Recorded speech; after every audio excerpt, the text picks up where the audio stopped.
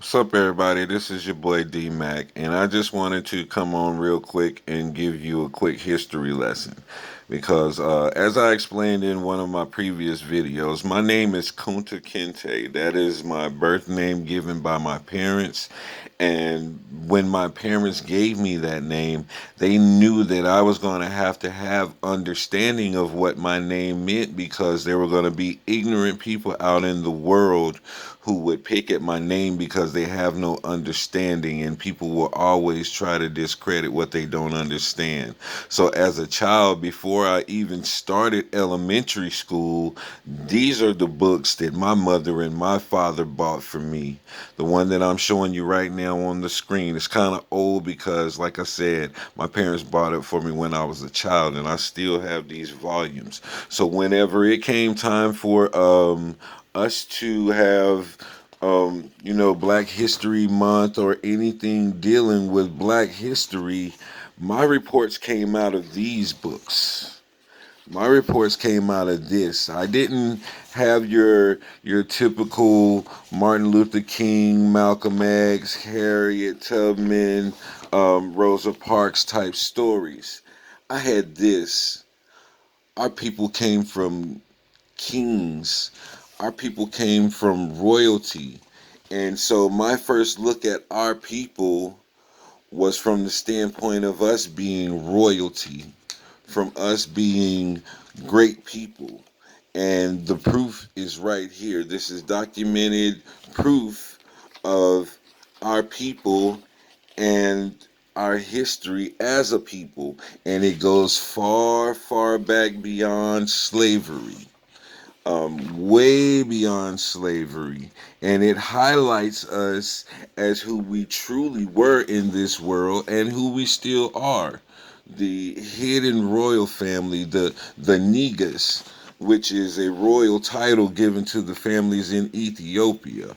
All of this artwork, all of these things showing us in our splendor and in our magnificence is what I was exposed to as a child, and this is where my school reports came from. Look at this. Look at this. Now just imagine being a 6 or 7 year old child and you get to read this. You get to experience this. Not the not the lame stories that America gave us about who we are, not the untrue tales that they gave us about the slave trade, trying to, and even as brutal as it was, they kept out a lot of the brutality that really took place because they were trying to soften the blow or change up their image and change the narrative of what truly took place.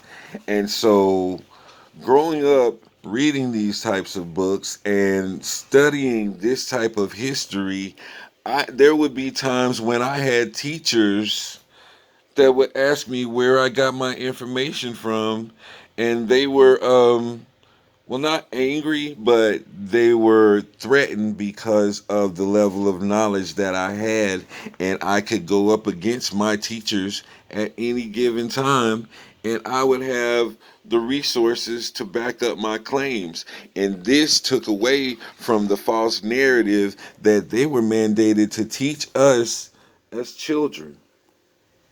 So, my childhood was different. My mindset was different. I was raised with a different perspective of black people. I didn't see us as slaves. I've never seen us as slaves. I've always seen us as a great people.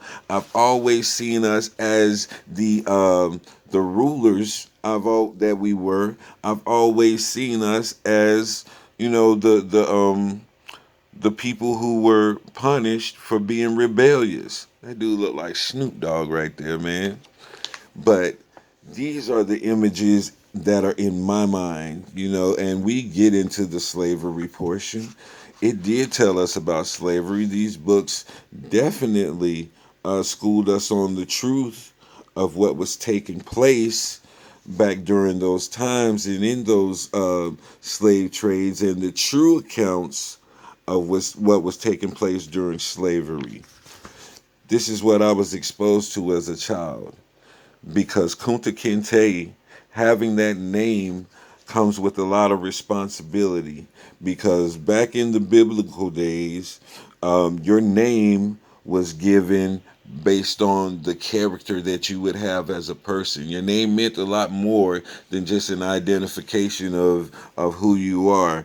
Um, it was a telltale sign of your character, your personality, and you as a person. Your name described all of that about you. And so I had to have that understanding about my name. I had to have that understanding about what I was going to go through because of this name. And so when people say the stupid things about my name, I never felt insecure or threatened, because I understood what my name meant. And when I finished schooling them on what my name meant, a lot of them would walk away. They wouldn't say anything, but I know in their mind, they felt ashamed and they felt pretty dumb and ignorant after I finished giving them the history lesson that I gave them. And so these are the types of books that we need to expose our children to. All of our black children need to be exposed to the truths, not his story, but true history. Look at these black men. Look at all of these strong brothers out here building an industry. They're out here doing something that we were told that we were incapable of doing. Look at there. Former slaves unload war supplies and wash clothes for Union soldiers. Wow. Wow, these are all of the stories that they don't want to talk about. Union troops also employed blacks to chop wood and herd cattle. So, we were on both sides of the war, man. We were on both sides of the war. Look at them brothers right there. Look at there. Come and join us, brothers. Recruiting colored regiments. Wow, this is in Philadelphia. What does that say? Recruiting posters like this one urged blacks to join the federal army once the government broke the color bar. But yeah, they broke the color bar because they needed bodies. It wasn't because they were trying to change things and make things better for black people. They needed help because they was getting whooped out there on the battlefield, and they know our physical prowess would definitely be an advantage in war. And also, they seen us as being expendable. So if we got killed in battle, it was no biggie to them because they was killing us anyway. So it was a win-win for them. And, we were given the opportunity to fight. But I'm going to give you a little piece of history that some people might not know. Because during the War of 1812, Canada said, hey, if you guys want true freedom, you come up here to Canada and you help us fight against the United States, and we will give you your freedom. And that's what those slaves did. They made their way up to Canada.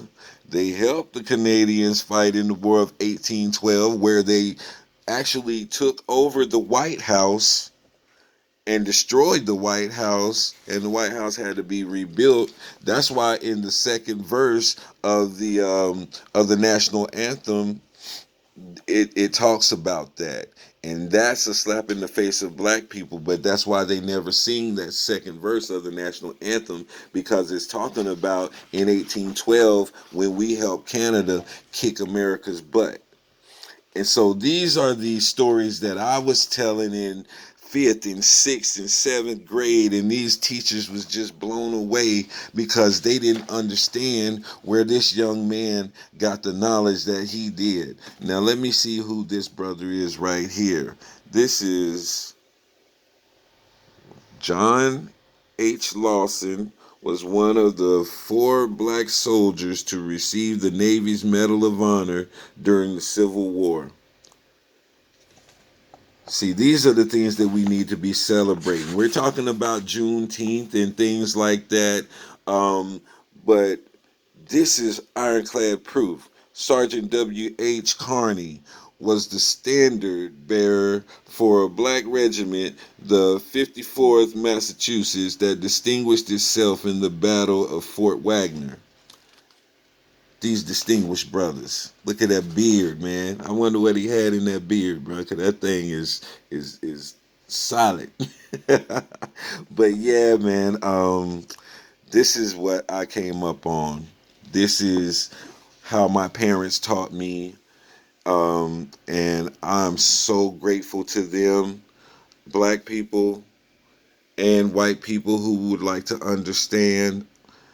This is what we need. This is what our children needs right here. Educate them the right way. Don't keep going on this false narrative of America just because it's convenient. Take the time to dig and find the truth for the sake of your children, for the sake of our nation, and for the sake of our people. Yo, this is your boy D Mac. I'm out.